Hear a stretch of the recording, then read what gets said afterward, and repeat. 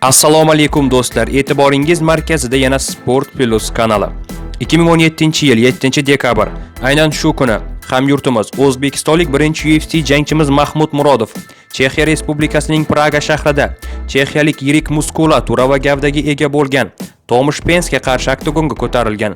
Demak, tushunganingizdek, bugungi sondagi tarixiy janglar rukni ostida tayyorlangan roligimizda e'tiboringizga hamyurtimiz Mahmud Murodov va chexiyalik Tomash Pens o'rtasidagi ajoyib jangni havola qilamiz. Bugungi sondagi tarixiy janglar loyihamizga tanlab olingan jang nega aynan Mahmud Murodov va Tomash Pens o'rtasidagi jang?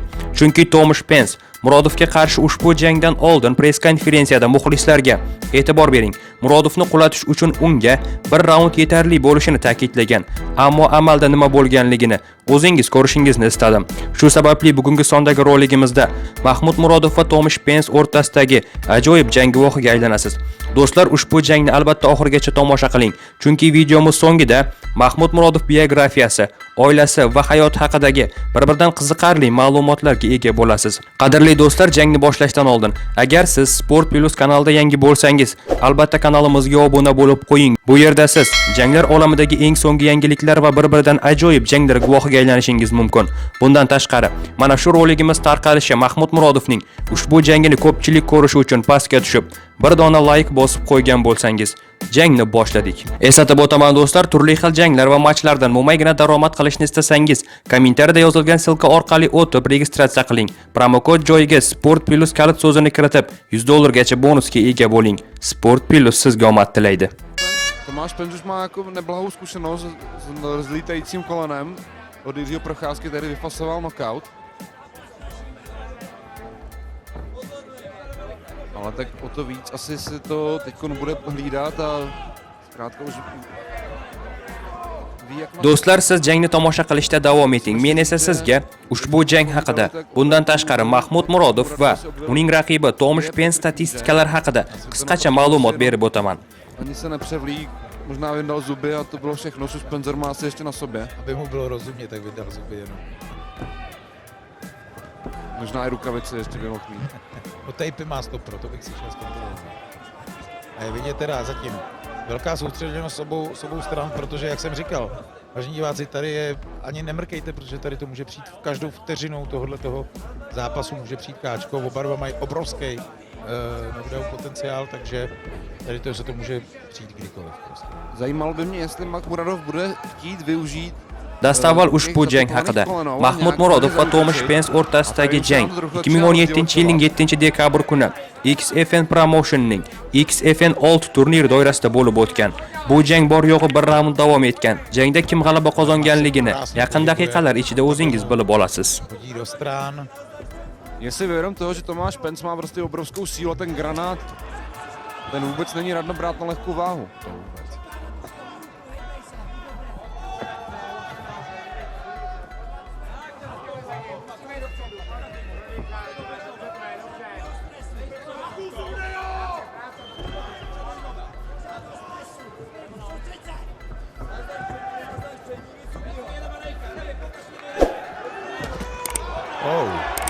Pěkná dvojka. Birinchi navbatda Mahmud Murodovning raqibi Tomash Pens statistikasi haqida qisqacha. Tomash Pens 1984-yilning 17-may kuni tavallud topgan. Bo'yining uzunligi 1,80 m, vazni esa 83 kg. MMA'dagi faoliyati davomida umumiy hisobda 24 ta jang o'tkazgan bo'lib, shularning 11 tasida g'alabaga erishgan, 13 tasida esa mag'lubiyatga uchragan. Mag'lubiyatlari soni ko'p bo'lishiga qaramasdan muxlislarga Murodovni bir raundda mag'lubiyatga uchratishga va'da beradi. Mahmud Murodovga qarshi ushbu jang uning faoliyatidagi 22-jang edi.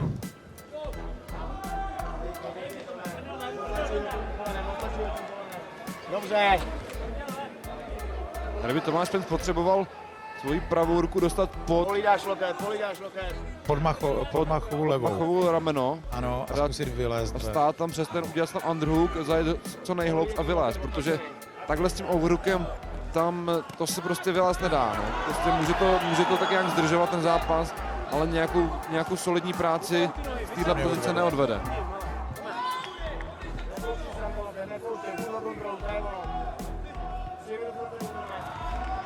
Mana endi Mahmud Murodov haqida qisqacha. Mahmud Murodov 1990-yilning 8-fevral kuni tavallud topgan. Bo'yining uzunligi 1,88 m, vazni esa 84 kg. O'rta vazn toifasi jangchisi. Qo'llarining uzunligi 1,92 m. MMA'dagi faoliyati davomida umumiy hisobda 31 ta jang o'tkazgan bo'lib, shularning 25 tasida g'alabaga erishgan, 6 tasida esa mag'lubiyatga uchragan. Tomash Pensga qarshi ushbu jang Mahmud Murodov faoliyatidagi 20-jang edi. Udržel i přes tu obrovskou sílu. Pencákovu se to podařilo Makovi udržet a nenechat se přetočit.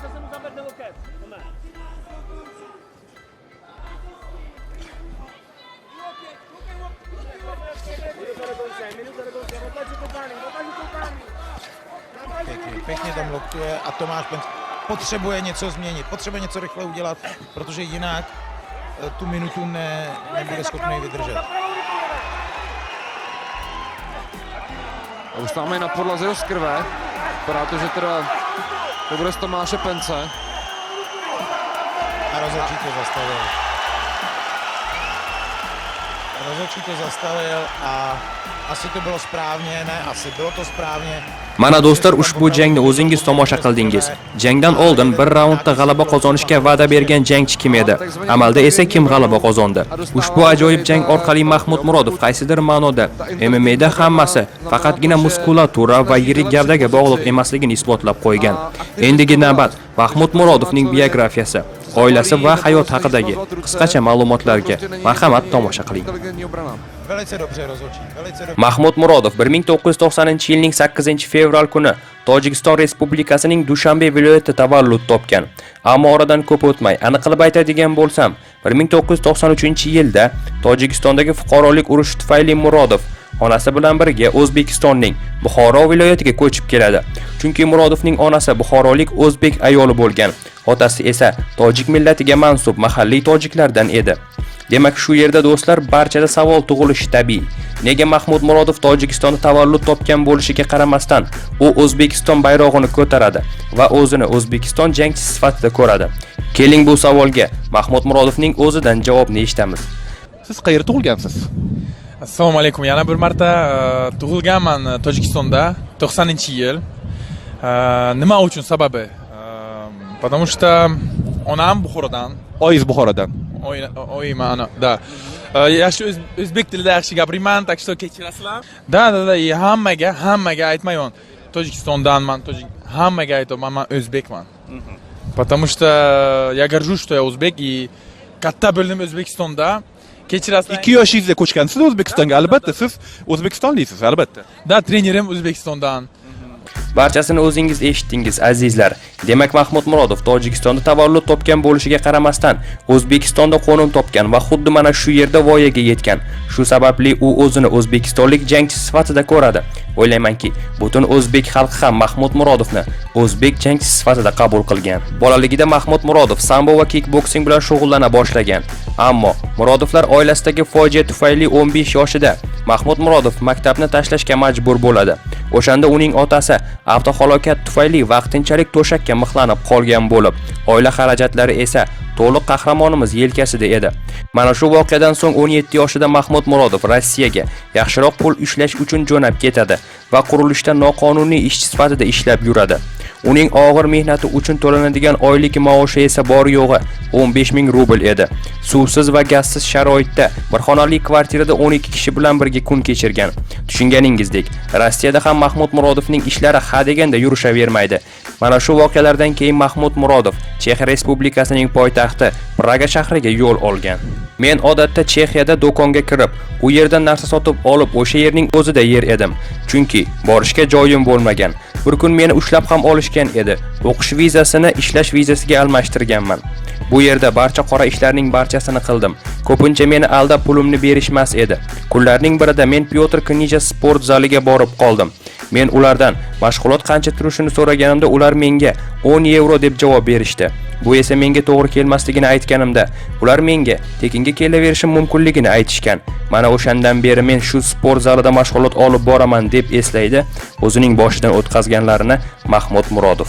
Jangovar sambo bo'yicha yetarlicha malakaga ega bo'lgan Mahmud Murodov Monster Gym zalida Pyotr Knija rahbarligi ostida yana mashg'ulotlarga qaytadi va aynan 2012-yilning 28-fevral kuni professional MMA'da ilk chiqishini amalga oshiradi.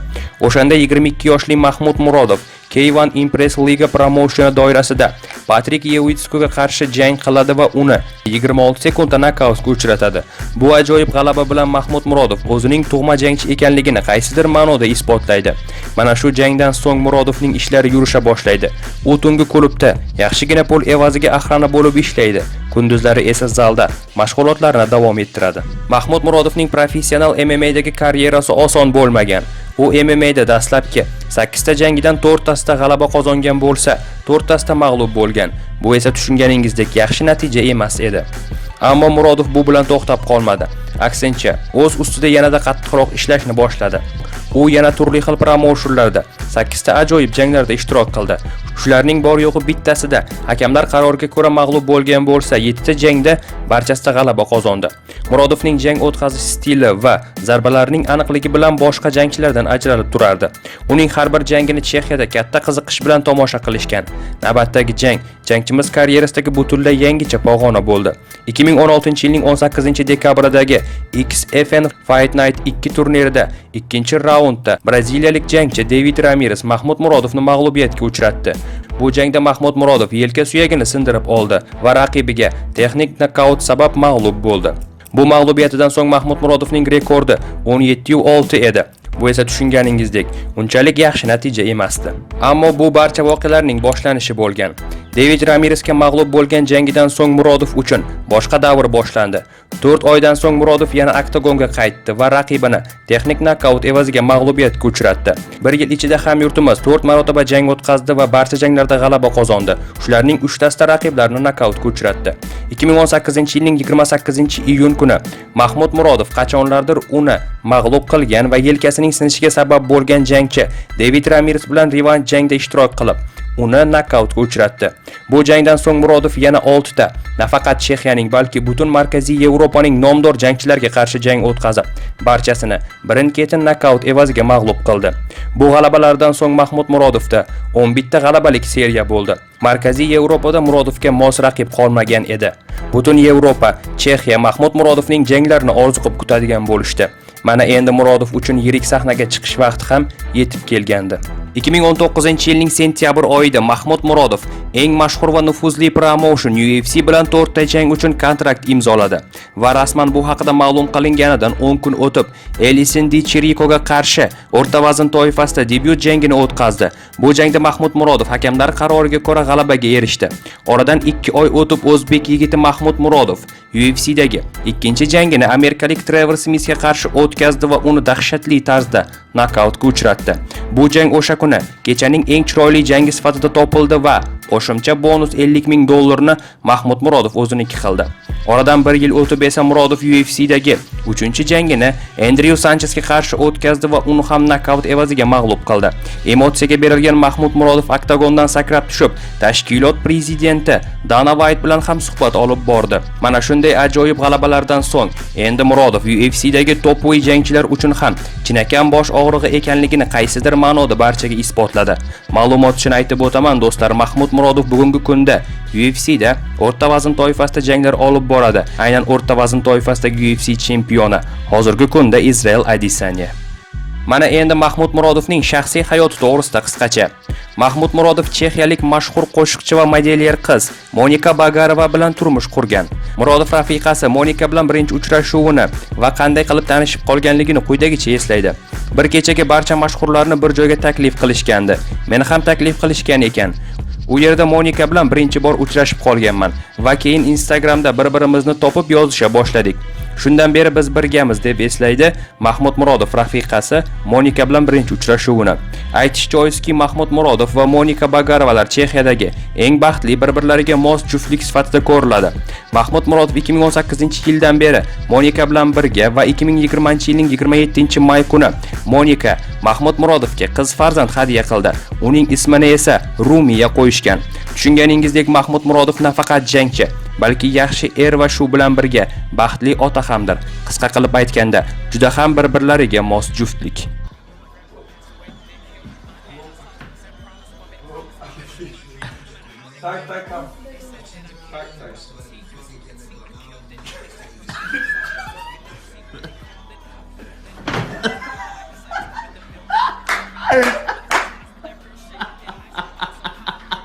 Mana qadrli do'stlar, bugungi Mahmud Murodov to'g'risidagi roligimiz xuddi mana shu yerda o'z yakuniga yetdi. Videoni oxirigacha ko'rganlarning barchasiga kattakon rahmat. Video yoqqan bo'lsa like, yoqmagan bo'lsa dislike bosib qo'ying. Kanalga obuna bo'lishni asla unutmang. Keyingi roliklarimizda Sport Plus kanalida ko'rishguncha o'zingizni ehtiyot qiling. Xayr, sog' salomat bo'ling. Sport Plusdan uzoqlashmang.